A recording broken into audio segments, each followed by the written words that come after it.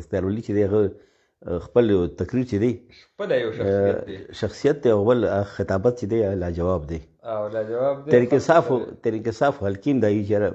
د چې کوم تقریر کوي نو تقریر کې د جادویي او جادویي نه جادویي تقریر چې دی نو چې ته چلا شي نو دغه پایته وایي ځان ته نو خوږ ځای باندې ګوتې کې خو چل ورځي بالکل دا خبره ده هغې چې دی عبدالحق هغه کمپین هم ډېر تیز روان دی بل سیوا کمپین دا روډ چې ورته دی اختیار ولي دی ورته چلی نو مونږ چې ګورو ځای په ځای اپوزیشن جومات هم دی څنګه پنجاب کې ډېر داسې مخکې روان دی مسلم لیګ نون نو ځای ګڼ تعداد کې مونږ د شمولیاتي پروګرامونه دی کېږي خلک شاملېږي مسلم لیګ نون کې نو عبدالحق چې دی مسلم لیګ نون کینډیډیټ دی تحسین نوحه دلته دا خص ایډوانټیج حاصل دی چې هوا د مهنګايي نه پریشان هم دي او بل آینده دغه ته ګوریم چې آینده کم سیټ اپ چې آینده چې کم سیټ اپ راځي نو هغې کې دا دی چې دی پکې ځای وي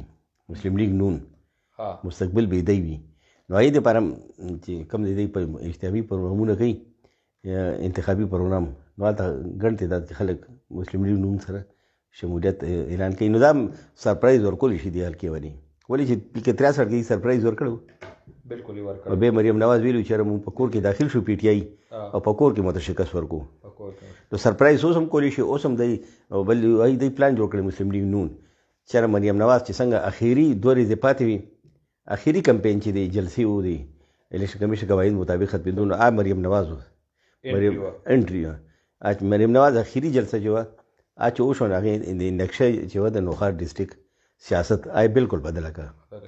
کو ځوان او کو مشر و که جلسې ته چې لاړو وایي که تو بس واپس راوړې یاره خپل ووټ هم ورکوم کور کې به ټول ووټونه زه ورکوم نو هغې بالکل پانسه بالکل بدله کړې وه بالکل مسلم لیګ چې کوم ذمېدار دی اختیارالي خان دی هغه یو پلان جوړ کړی دی چې یاره 16 تاریخ باندې چې الیکشن 19 تاریخ ته هغې نه مخکې اخري جلسه چې کېږي نو مریم نواز مونږ راغواړو او دې پرې دې پروګرام دی چې جي ټي روډ ته مونږ دا کوو ولې هغه وسي ځای دی زور پال باندې چلیدنه غواړي چې ګنې مخکې مونږ باندې داسې بختوره راغلې وه 2 ورځې مخکې جلسه شوې وه دا هم را باندې بختوره وه مریم نواز هم بختوره وه 2 ورځې جلسه 2 ورځې ټایم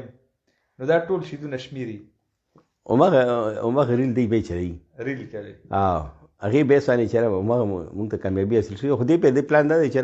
جي ټي روډ دی دې پرې ورته ټاکلی دی امانګړ کوم ایریا چې دا دی په له ولې چې هغې چېرې دلته به ټریفک هم سنبالو کراوډ هم سنبالولی مخکې چې کوم نو شرکلا کې دی مریم نواز ته کوم پروګرام کړی نو بیا خلک ډېر زیات وو کسان پکې زخمیان او بیا راوتو کې بیا خلکو ته ډېرې مسلې پېښ شوي خلک زخمیان شوي بیا امبولانس یې راغلي هسپتال ته رسېدلي وو نو اوس دی پلان دا دی چې موږ مریم نواز راولو دلته پروګرام موږ دغه شي او دلته چې دی نو پروګرام چې روان بل پیپر پارټي کې